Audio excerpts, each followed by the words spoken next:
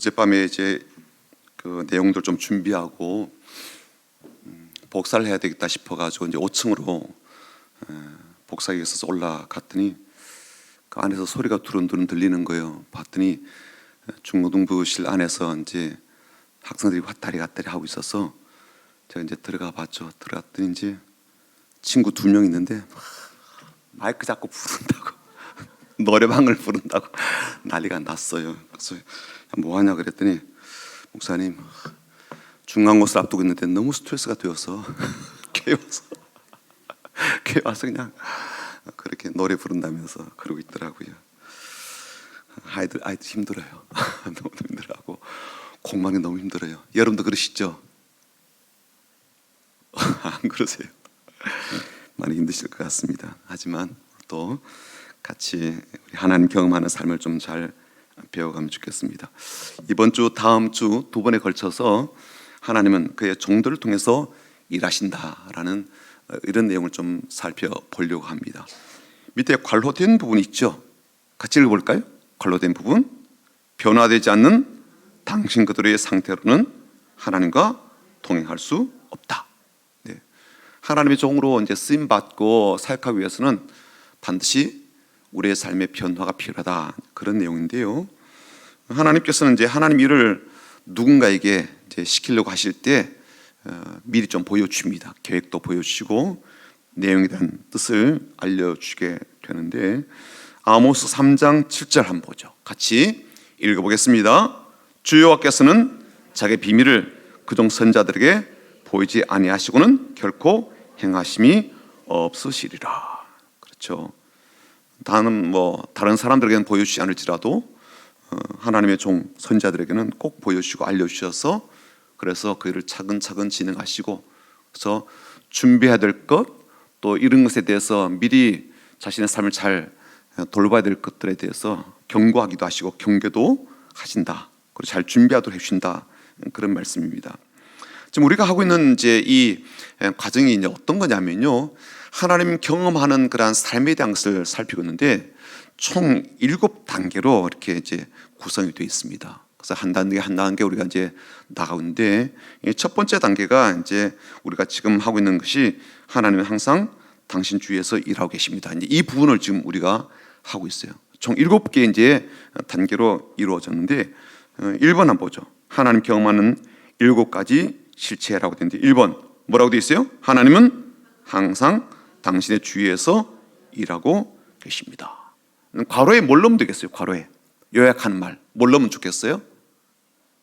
예, 하나님의 일하심, 이렇게 넣으면 될 것 같아요. 하나님 일하심.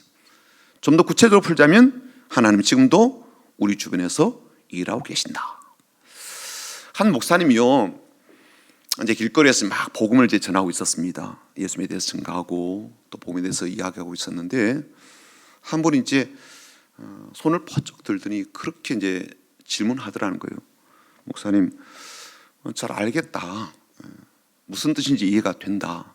그런데 나도 좀 심각한 질문이 있어서 좀 드려보고 싶다.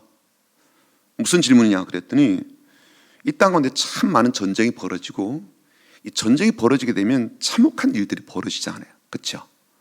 지금 이스라엘 땅에서 지금 그렇게 이제 벌어지고 있고, 가자 지구 이런데, 또 지금 이스라엘 군대가 다시 한 번 더 밀어붙인다고 막 그렇게 탱크를 또 모으고 있고 집결시키고 뭔가 곧바로 터질 것 같은 이런 일촉즉발의 지금 상황이잖아요. 그리고 이제 러시아하고 우크라이나 전쟁 터진 지 벌써 2년 넘었습니다. 어마어마한 사람도 죽었어요. 남자들도 막 지금 싹쓸이하고 있다고요. 어마어마한 사람 죽고 있습니다. 근데 그렇게만 죽는 게 아니라 민간인들도 얼마나 많은 피해가 있겠냐고요. 그렇죠? 집 잃어버리는 건 그래도 그나마 목숨이라 건졌으니까 다행입니다. 목숨까지 잃는 경우는 너무 많고, 또 군인들이 또 저지르는 악한 것들이 있잖아요. 이런 이제 이야기를 이분이 이제 하는 거예요. 하면서 그때 예수님 어디 계셨냐고 그렇게 질문한 거예요. 안 도와주시고 안 막아주시고 수많은 사람이 이렇게 죽어 나가는데, 엄청난 사람들이 고통을 겪고 있는데 도대체 예수님 뭐 하시냐고 그렇게 질문을 한 거예요. 그랬을 때 이제 목사님 뭐라고 대답하셨는가 하면 이렇게 대답을 하더라고요. 그때 예수님은요 십자가를 지셨습니다. 그렇게 이야기하더라고요. 굉장히 좀 생각을 많이 하게 하는 그러한 말이라고 여겨집니다.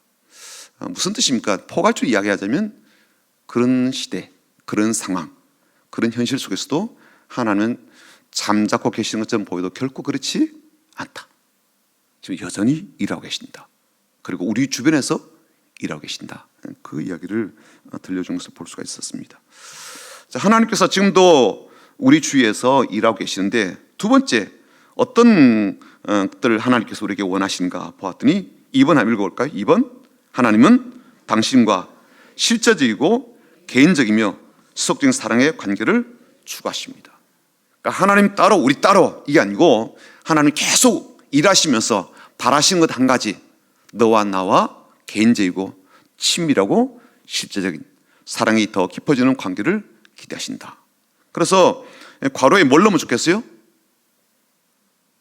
관계, 혹은 조금 더 이제 덧붙인다면 사랑의 관계. 이걸 좀 넣으면 좋겠죠.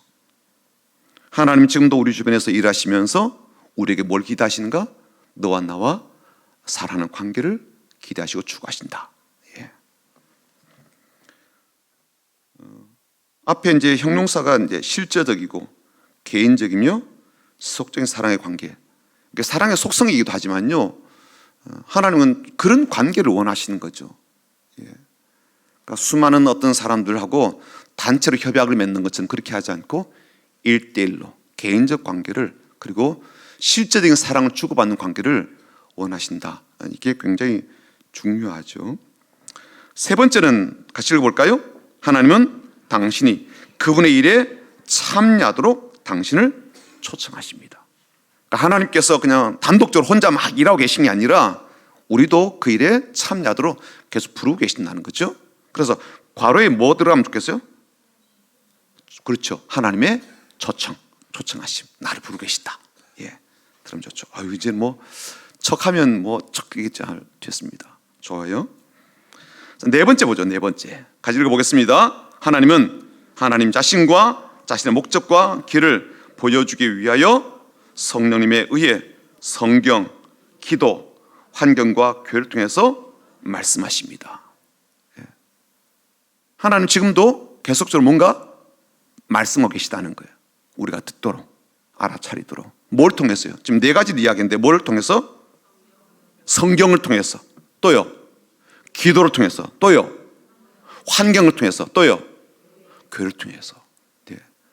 아주 다양한 방식으로 계속해서 우리에게 이제 접촉을 기대하시고 원하신다는 거예요. 그러니까 사람을 통해서도 말씀하시고 환경을 통해서도 우리로 하여금 깨우치도록 하시고요. 임신 성경 말씀이 사실은 하나님의 이 뜻이 다 담겨져 있죠. 성경을 통해서 또 기도하는 중에 우리에게 응답 주시거나 감동 주셔서 끊임없이 하나님의 목적, 길, 뜻을 보여주시고 알려주신다. 자, 다섯 번째 같이 읽어보죠. 하나님의 부르심은 항상 당신을 믿음의 갈등으로 몰아넣고 결단과 그에 따른 행동을 요구합니다. 예. 여기 뭐 들어가면 좋겠어요? 이 괄호에 뭐 들어가면 좋겠어요? 핵심되는 내용이 뭘까요? 네? 뭘 것 같아요? 네. 그러니까 하나님이 일을 하게 될 때 항상 부딪히는 문제가 있어서 우리에게 갈등이 일어날 수가 있다. 그래서 믿음의 갈등이라고 하면 좀 너무 좋겠어요. 예. 하나님께서 이제 우리를 부르셔서 우리가 이제 그 일을 하게 되면요, 사람에게는 꼭 이런 게 좀 생겨나요. 갈등이 생겨나고 고민이 생겨나고 근심이 생겨나고 그런 일이 벌어지게 됩니다. 왜 그런 일이 벌어질까요? 하나님께서 우리를 부르셔서 하나님의 일을 하게 되는데 그냥 뭐 하나님의 일이니까 얼마나 좋겠습니까? 그런데 왜 우리 가운데 갈등이 일어날까요? 왜? 왜 갈등이 일어나요? 네? 왜 갈등이 일어날까요? 갈등이 일어날 수밖에 없는 게 있어요. 하나님께서 일을 하실 때는요, 우리가 생각하는 크기의 일이 아니고 하나님이 생각하신 크기의 일이거든요. 그렇죠? 언니들 네. 어떤 크기의 일을 하셔요? 하나님만 하실 수 있는 하나님 크기의 일을 하신단 말이에요. 근데 우리는요, 그만한 크기의 그러한 일에 생각이 없어요. 우리 일의 주변머리가 그렇지 않다고요. 우리는요, 우리 크기의 일을 생각하는 거예요. 그렇죠? 이 정도는, 이만큼은 내 생각에는 이게 항상 있잖아요. 그렇죠? 그래서 항상 우리가 이제 일을 하다 보면 종종 툭툭 부딪히는 게 뭐예요? 그 사람 생각하고 내 생각이 많이 달라요. 같은 것처럼 보였는데요, 좀 결이 다른 게 굉장히 크게 차이가 나더라고요. 우리 일도 그래요. 우리 일도 같은 어떤 그런 뭐 하자 해놓고도요, 막상 구체적인 어떤 실행 어떤 지침에 대해서는요 굉장히 많은 차이가 있더라고요. 사람끼리도 그런 갈등이 있는데 하나님과 우리 사이에는 얼마나 많은 갈등이 있겠냐고요. 그렇지 않아요? 하나님은 하나님 일을 하셔, 그냥 우리는 순종하면 돼. 그건 이제 말이 쉬운 거고, 막상 내가 그 일을 해야 된다, 나도 그 일에 동참해야 된다라고 하면요, 이게 이제 이야기가 달라지는 거예요. 하나님은 일을 하실 때 항상 하나님 크기의 일, 우리가 생각지도 못하고 상상치도 못한 그런 일을 하시는 거죠. 요셉에게도요, 요셉이 과연 애굽의 총리의 자리에 오를 이런 계획이 없었거든요. 그렇잖아요. 모세에게 이스라엘 백성들 전체를 이토록 수많은 사람을 이끌어서 가나안 땅까지 이끌어갈 그런 계획이 없었거든요. 그렇지 않아요? 베드로에게는 있었습니까? 그냥 시골에서 배 끌고 나가가지고 고기 잡는 사람이었다고요. 무슨 사람을 낚아요? 없었어요. 없다고요. 아무리 자기 자신이 꿈을 키워도요, 그건 자기의 인생 속에 없는 거예요. 근데 하나님께서 그런 것을 품고 계시니까 나랑 생각이 달라도 너무 달라요. 그렇게 갈등 생기죠. 그래서 질문하잖아요. 가능하겠시요? 이런 상황인데 괜찮겠시요? 현실이 이런데 하나님 정말 그게 될까요? 이렇게 자꾸 되는 거죠.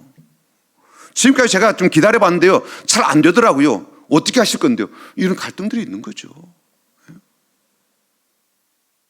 왜 아브라함에게 아들 내놔라 그래요? 아니, 꼭 그런 얘기 하셔야 돼요? 꼭 또 그것을 하셔야 되겠냐고요. 그렇지 않아요. 많은 갈등이 있는 거죠.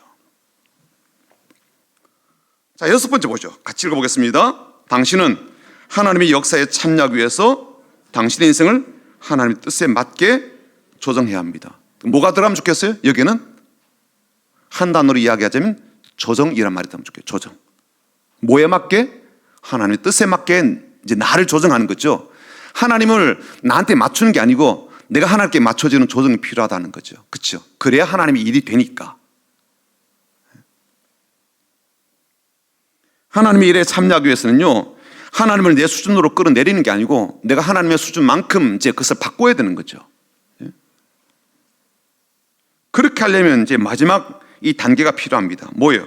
당신이 하나님께 순종하고 당신이 하나님을 통해서 그분의 일을 성취하심으로 말미암아 당신은 비로소 경험으로 하나님 알게 되는 거죠. 그러니까 조정해서 그 다음에 해야 될 일이 뭐예요? 순종이죠. 그렇죠? 조정은 잘 되었어요. 하지만 내가 한 걸음이라도 순종의 걸음을 내딛지 않는다면 하나님을 경험할 수가 없는 거죠. 그래서 저는 이 순종이라는 말이 좀 새롭게 좀 와닿는 거예요. 이 순종이라는 말이 우리는 보통 의무와 책임 이런 것들에 대한 이제 생각이 많아요. 그래서 순종 그러면 이게 참 부담스럽고 힘겹거든요. 근데 이 순종의 이 첫 시작과 첫 걸음이 뭔가 보았더니 하나님 경외하는 마음으로 그 길을 걷는 것, 이게 순종이더라고요. 그러니까 하나님은 내게 그냥 야 내가 이렇게 계획 세웠으니까 너 무조건 따라와야 돼, 이게 아니고 실은 우리에게 무엇을 기대하시는가 하면 야 너가 나를 알았으면 좋겠어. 내가 얼마나 위대한 하나님인지, 내가 얼마나 너를 귀하게 생각하는지, 너를 얼마나 놀랍게 사용하고 싶어 하는지 너가 이 과정을 통해서 경험했으면 좋겠어. 이게 우리에게 바라는 순종이더라고요. 우리는요 시키니까 해야 돼, 이거 안 하면 큰일 나, 이런 게 참 많아요. 야 순종 안 하는 사람은 어떻게 되는지 알지, 발라면 어떻게 되는지 알지, 막 이렇게 자꾸 협박하거든요. 목사도 그런 협박에 마음이 있다고요. 말을 안 들으니까 협박도 하고 하거든요. 하나님은요 협박이 아닌 거예요. 실제로는 하나님을 더 놀랍게 경험하게 되는 그런 과정으로 우리에게 순종을 기대하시는 거죠. 그래서 이런 7가지의 어떤 단계가 되는데 마지막 7번은 뭘 넣으면 좋겠어요? 단어를 순종이라고 하면 좋겠죠. 순종과 경험. 하나님께 순종하고 하나님을 경험함. 이렇게 넣으면 좋을 것 같습니다. 성경의 인물들을 이렇게 가만히 보고요. 또 성경 인물 가운데 특별히 하나님의 종으로 쓰임받는 사람을 보니까 3가지 특징이 있어요. 첫 번째 특징 뭘 것 같아요? 하나님께서 그들에게 말씀하셨을 때 그들은 그분이 하나님이심을 알았다. 두 번째는요, 그들은 하나님이 무슨 말씀을 하시는지 알아들었다. 저는 이게 매우 중요하다고 생각하거든요. 왜 그런가 하면요, 이게 하나님께서 나한테 말씀하셨는지 안 하신지 아리까리 애매해 이런 게 있잖아요. 그렇죠? 저는 하나님께서 우리한테 아리까리하게 긴가민가 이렇게 말씀한다라고 생각하진 않아요. 하나님 입장을 한번 보자고요. 하나님께서 나한테 말씀하신다고 그럴 때 네가 그냥 이해가 될지도 안 될지 잘 몰라, 그냥 해보는 겨, 이렇게 말씀하지는 않으실 거예요. 그렇죠? 자기 종에게요 선명하고 분명하지 않게 그렇게 그냥 애매하게 말씀하지는 않으실 거라고요. 야, 네가 못 알아들어도 괜찮아, 일단 들어봐, 이렇게 말씀하지는 않는다는 거예요. 매우 분명하고 매우 선명하게 이야기하시는 거죠. 그래서 2번, 그들은 하나님이 무슨 말씀을 하시는지 알아들었다. 세 번째, 알아들으면 어떤 반응이 있을까요? 세 번째, 그들은 하나님의 말씀에 대한 반응으로 그 다음에요, 무엇을 해야 되는지 알았다. 그러니까 반응은요 딱 2가지예요. 하든지 안 하든지. 이 2가지밖에 없어요. 알아먹었기 때문에 하겠다 하든지, 알아먹었는데 나 못하겠다, 나 안 해, 이렇게 하든지. 이 2가지밖에 없어요. 중간에 걸쳐 있지는 않아요.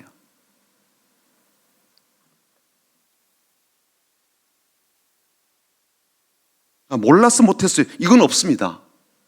하나님과의 관계에서 하나님의 종들의 반응은요 몰랐어 못했슈 이건 없다고요. 분명하게 알려주시니까. 그러니까 본인이 선택을 하는 거예요. 할 건지 말 건지. 그렇죠?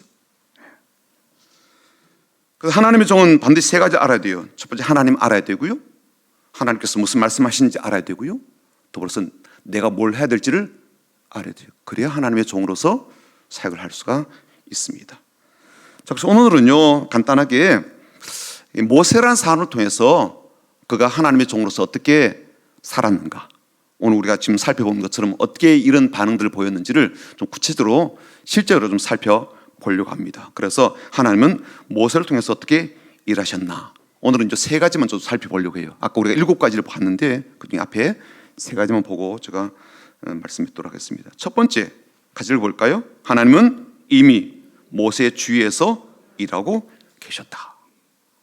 그러니까 출애굽기 2장 23절부터 25절까지 한번 보죠. 같이 읽어봅니다. 시작.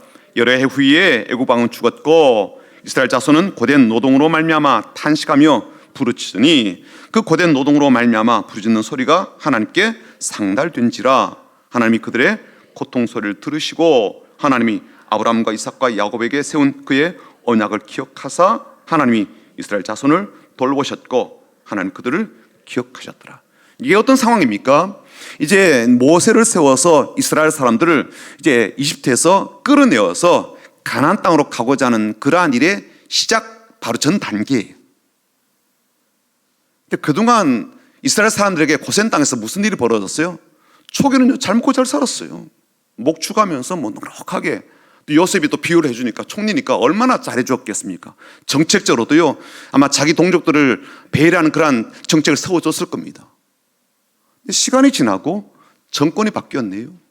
여당이 야당이 되고 막 그렇게 된 거예요. 그러니까 새롭게 바뀐 정권이 이스라엘 사람들이 이게 자꾸 인구가 너무 기하급수적으로 늘어나니까 이러다가 우리 갖다 못 키겠다. 저 사람들이 세력화되는 걸 우리가 막자. 미리 좀 대비를 해야 되겠다라고 해서 이제 그때부터 압박과 이제 핍박이 시작되었죠. 그 사람을 이제 죽여야 되겠다. 애 태어나면 숫자 줄여야 되겠다. 뭐 이런 일이 이제 벌어지게 된 겁니다. 그게 굉장히 많은 시간이, 그러니까 전체 토탈에서는 애굽에서 종살이했던 시간이 이제 400년 가까이 되지만 아무리 그것을 이제 좁혀도 최소한 꽤 몇 세대 동안은 이런 아주 압박이 극심한 상황이 있었던 거죠. 그러니까 사람들이 어떤 일이 벌어졌어요? 고된 노동 때문에 탄식하고 부르짖고, 고된 노동 때문에 그 부르짖는 소리가 하나님께 상달이 될 정도였습니다. 그러니까 고된 노동이 계속되었고, 그들은요 계속해서 입술에서 힘들어 죽겠다, 고통스러워 죽겠다, 우리 살려달라 라는 그런 시간들이 꽤 되었던 거죠. 그래서 이제 질문이 그런 질문이잖아요. 그럼 도대체 하나님 뭐하고 계십니까? 그 소리를 들으신다고 했는데 들으신 그 하나님께서 뭐하고 계셨습니까? 라고 우리가 질문한다면 지금 하나님께서 24절부터 뭘 하고 계셨는지를 우리에게 보여주고 있죠. 24절 뭐라고 되어 있어요? 첫 번째, 그들의 고통 소리를 듣고 계신 거죠. 첫 번째 하시는 일이 듣고 계셨어요. 두 번째는요, 하나님께서 아브라함과 이삭과 야곱에게 세운 그의 언약을 기억하셨어요. 듣고 계시고 기억하셨어요. 세 번째는요, 25절에 하나님이 이스라엘 자손을 뭐 하셨다고요? 돌보셨대요. 그러니까 본인들은 못 느끼겠어요. 나는 그거 아니라고 그렇게 분할 수도 있어요. 그렇지만 하나님 입장에서는 지금 그들의 삶을 돌보셨대요. 꽤 오랜 기간 동안. 그 다음에요, 중요한 것은 하나님이 그들을 기억하셨대요. 이게 하나님께서 하나님의 백성들 주변에서 일하시는 방식이죠. 그렇죠? 그렇게 일해 오셨다는 거예요. 그래서 모세 등장 이전에도 하나님은 이미 일하고 계셨고, 일하시는 그 연장선에서 지금 모세를 세워서 더 일을 확대하고 구체화하시려는 그러한 모습을 우리에게 보여주고 있죠. 일하시는 게 구체적으로 안 드러나서 그렇지, 안 보여져서 그렇지, 하나님은 그 가운데서 계속 일하고 계셨다.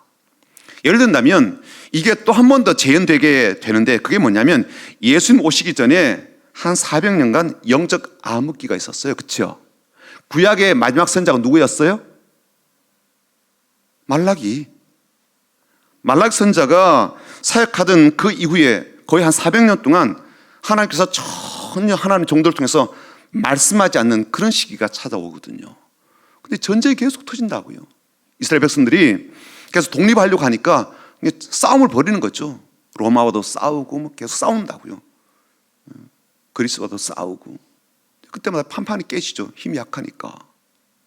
그때 얼마나 많은 사람들이 자기들의 어떤 해방에 대한 목마름과 자유에 대한 목마름이 많았겠냐고요. 하나님 뭐 하시냐. 특히 이제 일반 어떤 백성들은 더 그랬을 거라고요. 더 처참하고 비참한 삶을 살았을 거예요.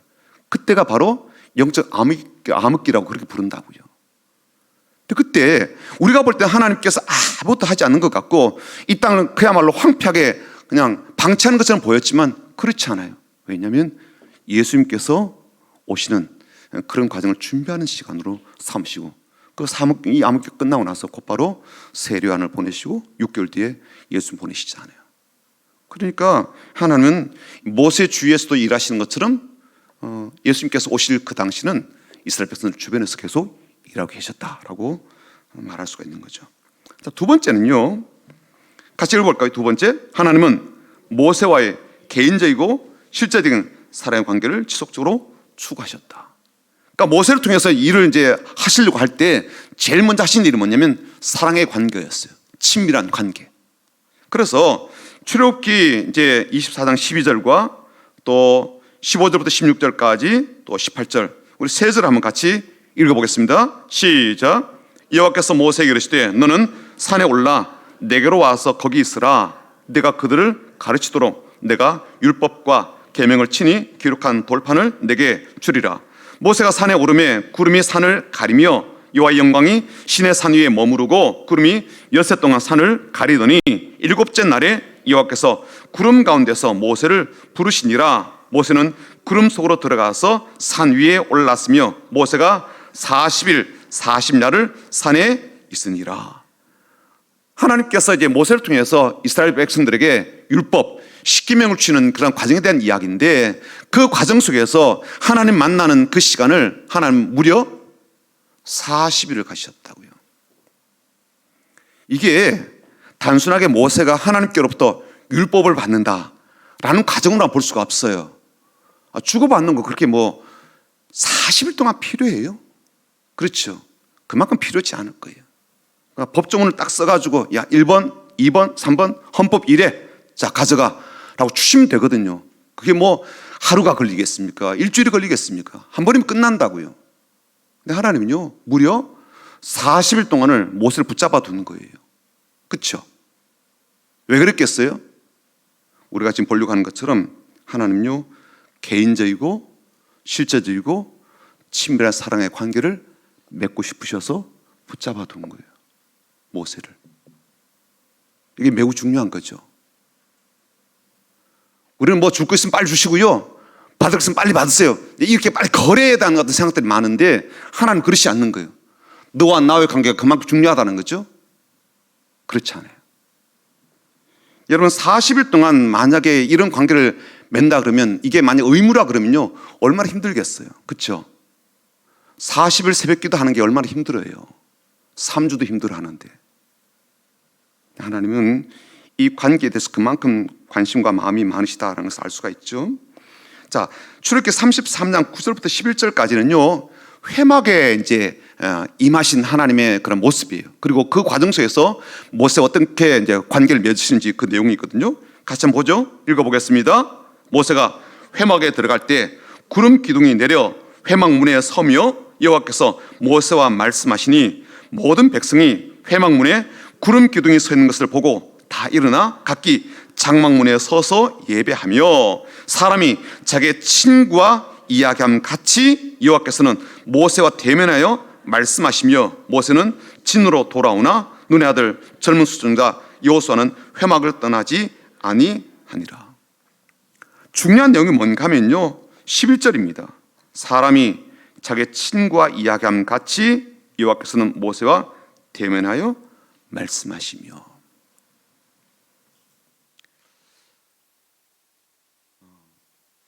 여러분도 아마 좀 그런 일들을 좀 경험하실 텐데 사람하고 만나서 이야기하다 보면요 어떤 사람 자기 이야기만 계속해요. 짜증나고 그런 사람들. 그렇지 않아요? 사람이 주거니 받거니 좋은 이야기 나누면 좋은데 어떤 분들은 막 정치 이야기를 그렇게 나는 다른 당인데 자기는 자기 당 좋다고 막 그럼 대화가 안 되거든요. 관심사가 달라서.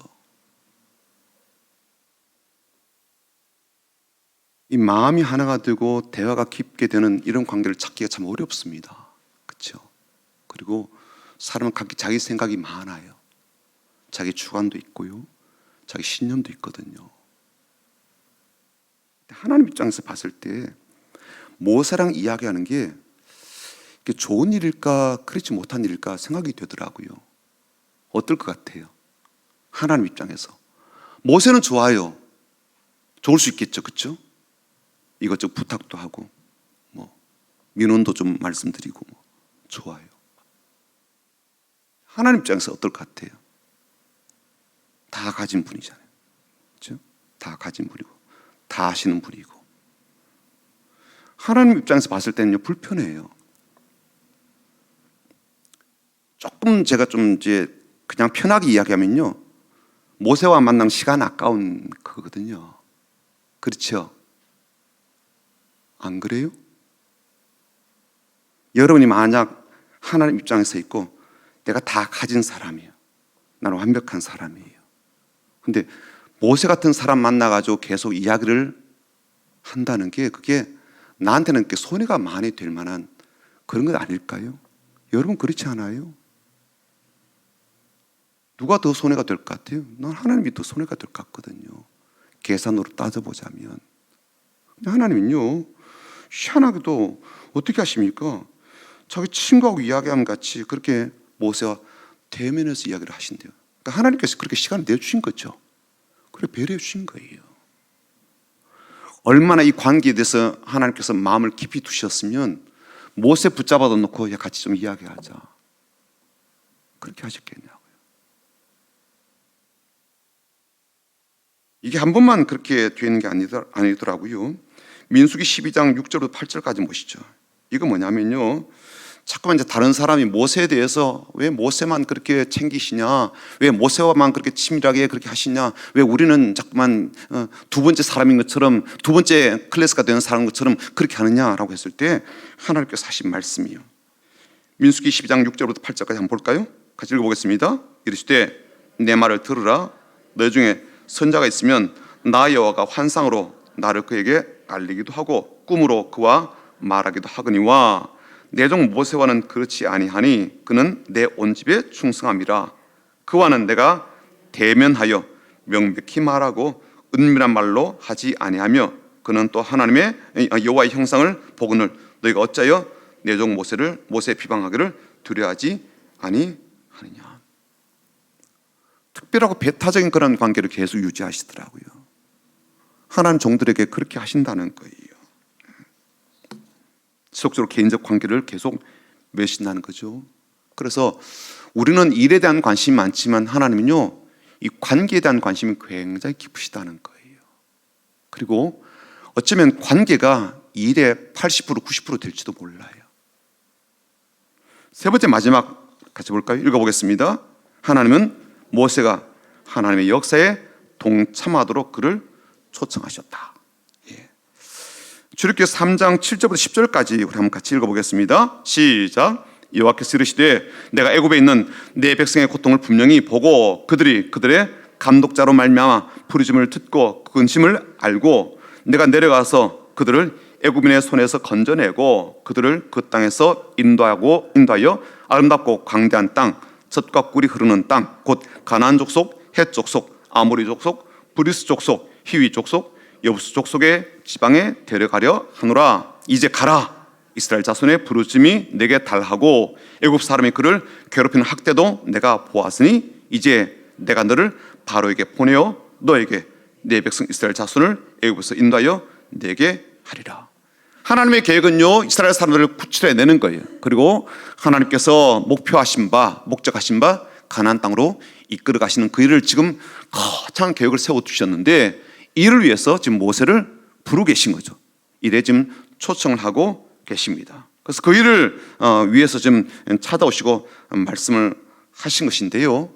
내용을 좀 가만히 좀 살펴보게 되면 조금 더 우리가 봐야 될 부분이 있더라고요. 뭐냐면 그 계획을 알게 되면요, 힘들어진다는, 우리가 하나님의 그 계획, 하나님의 어떤 그런 이것을 우리가 이제 듣게 되면요, 그 일에 대한 여러 가지 과정 속에 우리가 맞닥뜨리게 될 어려움들이 보이게 된다는 거예요. 어떤 어려움이 있을까? 모세가 지금 맞닥뜨린 어려움이 뭐예요? 두 가지거든요. 한 가지 뭘 것 같습니다. 한 가지는 어떤 어려움이 있는가 하면 지금 이스라엘 사람들이 이끌어가서 데리고 들어갈 그 땅에 누가 있는 거예요? 다른 원주민이 있는 거예요. 이건 그러니까 아무도 없는 땅에 들어가라 그러면요, 좋아요. 그렇죠? 빈집에 들어가면 좋단 말이에요. 근데요, 이미 주인이 있어요. 그리고 그 사람들은요, 호의적이지 않아요. 우리 환영해주는 사람들이 아니에요.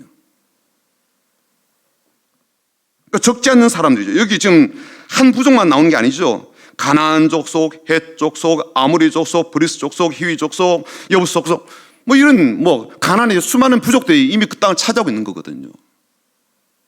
그러니까 하나님의 그 부르심 초청에 대해서는요, 감사합니다라고 해놓고 막상 초청장 딱 열어보니까 어이구, 이게 될 일이겠나.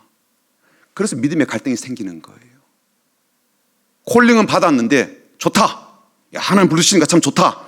해보겠습니다 라고 했는데 할 일 자체를 가만히 보니까 이게 만만치 않은 일이거든요. 그리고 들어갔다가는요, 나도 죽게 될 것 아니겠습니까? 무슨 일이 벌어지겠냐고요. 또 한 가지 다른 문제도 있어요. 다른 문제는 뭘 것 같아요? 10절에 있습니다. 어떤 문제예요?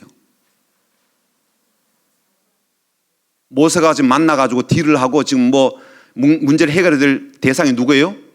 바로잖아요. 바로. 이 양반 만만치 않잖아요. 모세랑 바로하고 지금 비교해 보십시오. 나이랑도 비교가 되죠. 신분도 비교가 되죠. 백그라운드 다 비교가 되잖아요. 잽이 안 되는 거예요. 게임이 안 되는 거라고요, 이게. 모세가 맞짱을 뜨기에는 상대방이 너무 강해요. 그러니까 초청 자체에 대해서 그렇다라고 생각을 하는데 내가 반응하기는 어렵다고요. 그렇죠? 그래서 믿음의 갈등이 생기게 되는 겁니다. 하나님께서 말씀하신 계획은 참 거창하고 좋은데 그것을 구체적으로 실천에 옮기기에는요, 내가 그 일에 참여하기에는 너무나도 부담이 되고, 그리고 쉽지 않은 것처럼 그렇게 보이는 거죠. 눈에 보이는 현실이 그렇다는 거예요. 그러나 중요한 것은 하나님께서 하나님 크게 일을 계획하시고 우리를 그 일에 초청하신다는 거예요. 그 나머지 일들은 우리 또 다음 주에 한 번 더 배워보도록 하겠습니다. 자, 오늘 과제를 한번 보죠. 오늘 과제. 자, 첫 번째, 오늘 배운 내용이나 읽은 성경 구절에서 가장 뜻있게 다가온 말씀 무엇입니까? 라고 했습니다. 한번 써볼까요? 봤고 또 읽어봤고 또 그것을 풀어서 설명을 들었으니까 그 중에 어떤 구절이 마음에 와닿았는지, 어떤 내용이 내 마음에 와닿았는지를 한번 써보십시오.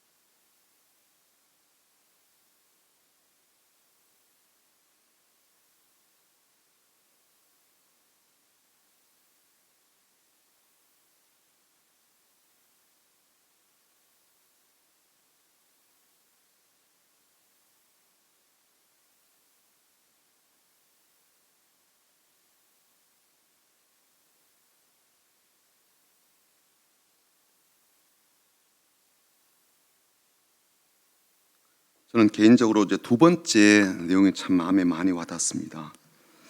모세와 개인적이고 실제적인 사랑의 관계를 계속 추구하신 것처럼 하나님 종들에게 관계에 대해서 그렇게 집중해서 계속해서 기대하시고 바라신다는 게 그게 마음이 와닿았습니다. 자, 2번 넘어가 볼까요? 그 구절을 당신의 기도로, 혹은 그 내용을 당신의 기도로 바꾸어서 써 보세요 그랬어요. 기도로 바꿔보는 거예요. 저는 그래서 기도를 이렇게 바꿨죠. 계속해서 지속적으로 하나님과의 사랑의 관계를 추구하도록 도와주십시오. 그 관계에 더 마음을 쓰도록 도와주십시오라고 그렇게 썼습니다.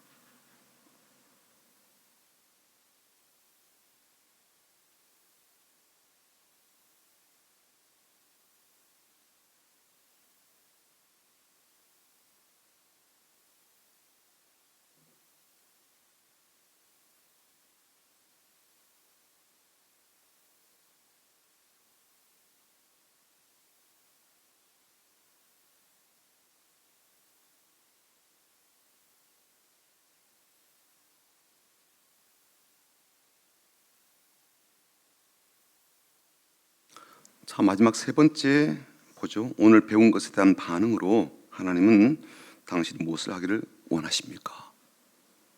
이번 주에 할 반응에 대해서 한번 써보시면 좋겠어요. 어떻게 반응하기를 하나님께서 원하시고 나는 어떻게 반응하기를 원하는가? 반응에 대한 겁니다. 믿음도 고백이긴 하지만 믿음도 실천적 반응이잖아요. 그런 것처럼 어떻게 반응할 것인가 라는 거예요.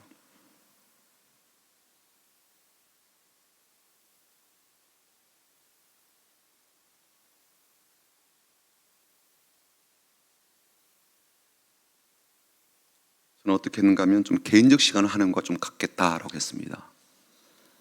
뭐 어떤 새벽 기도나 이런 시간 말고 따로 시간을 내어서 좀 하나님과 관계를 좀 맺고 싶다, 그렇게 해두겠다라고 저는 그렇게 반응을 썼습니다.